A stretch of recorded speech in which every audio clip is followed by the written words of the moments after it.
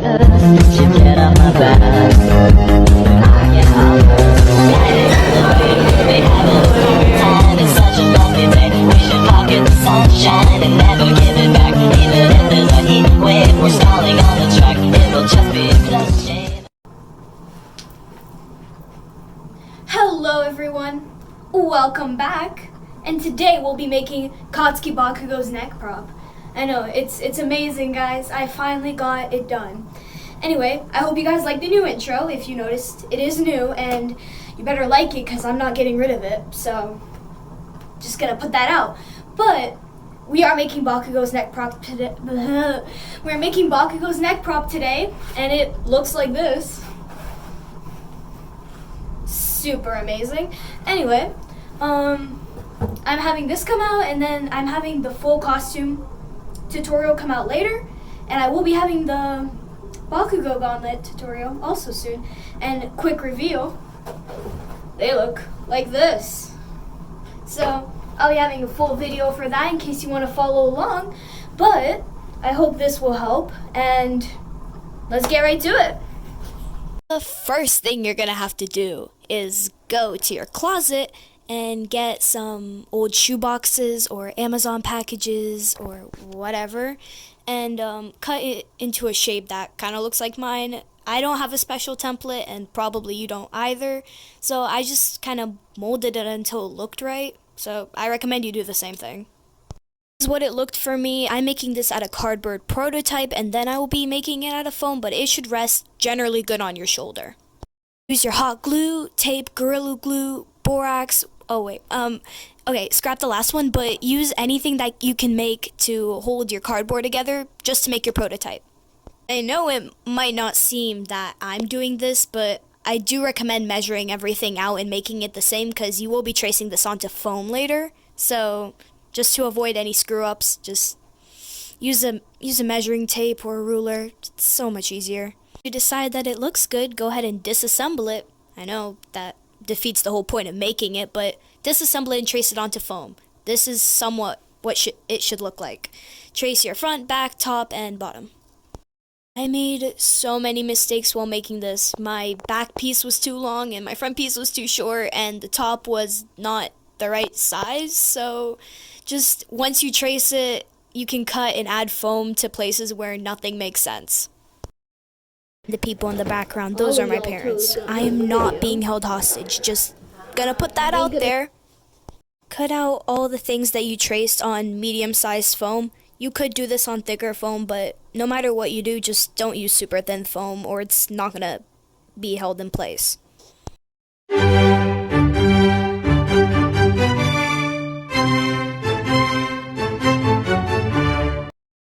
If you still have all your fingers after this, you may get your handy dandy little chainsaw and saw off all the rough edges on your costume. Smooth down and grind off all the parts that you're planning to glue together, because for some reason contact cement tends to hate to stick to non-smooth edges.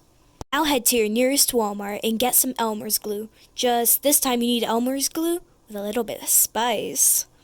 Put on some contact cement onto your foam pieces and kind of shape it to how you want it to sit. So this is how I put it. You can do it differently, but this is a way that works. That's all I can promise.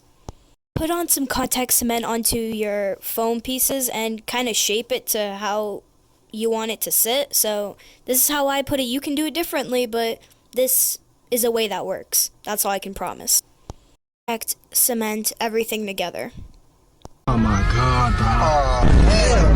bro. For anyone who has noticed the clock and is wondering why it's dark in the house while it's actually daytime, well, those are shutters because of the hurricane, so just making a cosplay during the hurricane, nothing special.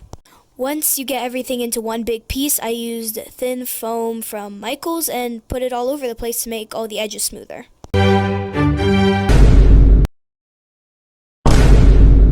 Disclaimer: avoid throwing contact cement brushes in your living room.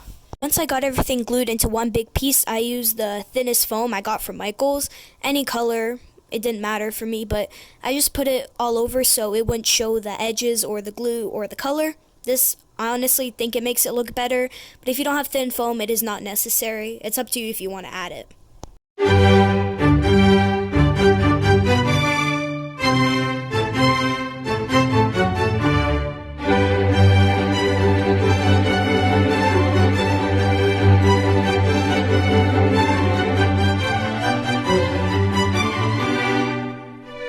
If you were using thin foam and you're done gluing all of it, go ahead and snip off the edges. This is what my project looks like. If yours looks different, that means you're using a different tutorial, but this is my tutorial. So if you're using it, yours should look like mine. Go outside and get your Plastidip and your silver spray paint and spray paint your project. If you are wondering why it is so windy and why I am struggling so much, we have a Category 5 hurricane about to hit us within like 5 hours, so don't judge me.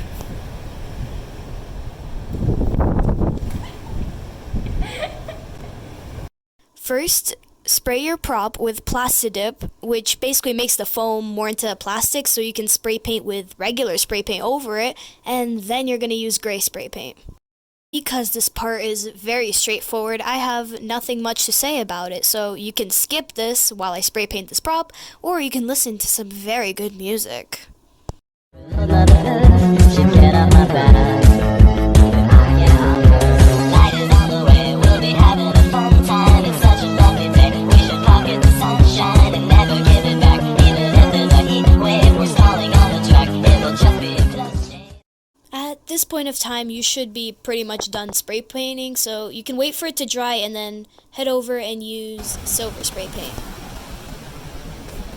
Believe it or not, the aftermath of spray painting is crazy.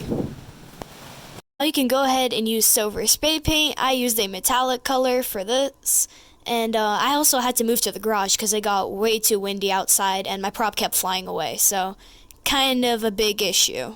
For the first time, I decided to go inside and look through my closet and find some masks from 2020 back from COVID times.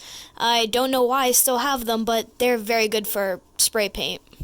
Stay safe, kids. Inhaling too much spray paint will and can kill you eventually. If you inhale enough of it, like, calm down. To get all the edges of the prop, because looking back at footage, I seem to be forgetting that a lot. Decided to go run out in the rain. Well, ended up being a very awkward moment, but still was fun. Now it's time to make those circle thingies. So you can either use a Dremel to do this, which I conveniently chose not to, or you can get a steel pipe like I did and heat it up and then make marks in the project. That's just my way of doing it. You can figure it out because this is definitely not the best way to do this. I used Sharpie to color in the holes, but you could use acrylic, but it's probably not as accurate. But just remember, there are, on each side of the project, there are 3 holes. So, yeah, you can see in my video thing.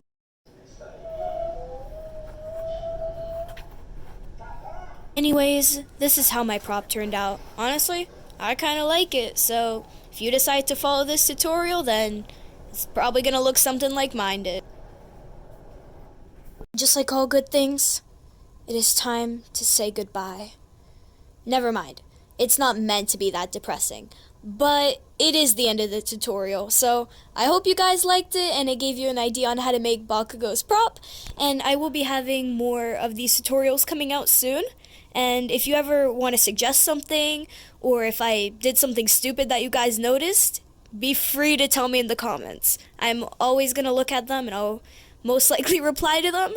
So thank you guys for watching. Subscribe, like, whatever. Do whatever any other YouTuber would tell you to do. And thank you. So bye.